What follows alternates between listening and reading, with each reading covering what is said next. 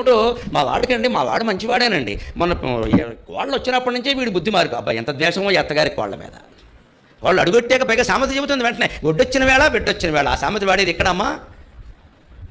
నువ్వు అడుగుపెట్టినప్పుడు మీ ఆయనకి ఇంటికి అంత మేలు జరిగిందా? కోడలు అడుగుపెట్టగానే కీడు జరిగిందా? అంచేతనే కోడళ్ళు సహా అందరికీ విజ్ఞప్తి చేస్తున్నా, ఎవరైనా మీ పాదం మంచిది మీరు అడుగుపెట్టాక జరిగిందంటే అంగీకరించకండి, అది వారి మీదకే పెట్టేయండి. అత్తగారు మీ పాదమేనండి, నాదేముందని చెప్పండి, గొడవలేదు.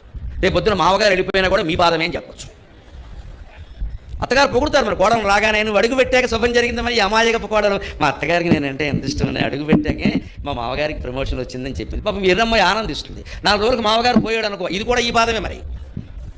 అందుకే తెలివైన కోళ్ళు ఏం చేయాలి, భలేవారే అత్తగారు ఇంతకాలంగా ఇంట్లో ఉంటారు, మీ పాదం కంటే నా పాదం గొప్పది ఎలా అవుతుందండి, మామగారికి ప్రమోషన్ రావడం మీ పాద మహిమే అంటే రేపు పొద్దున పోయినా ఆ పాద మహిమే. బ్రహ్మ కడిగిన పాదము బ్రహ్మము తాను పాదం. శుభాన్ని అంగీకరించామంటే అశుభాన్ని అంగీకరించవలసిందే. ప్రశంసకు సంతోషించామంటే విమర్శకు ఏడవలసిందే. ప్రశంసనే తోసిపారేయాలి, అవసరం లేదని. ఇది అలవాటు చేసుకోవాల్సిన మనస్తత్వం మీద. అందుకే చెప్పాడు, దుర్మతి చే సంపదలను నశించు.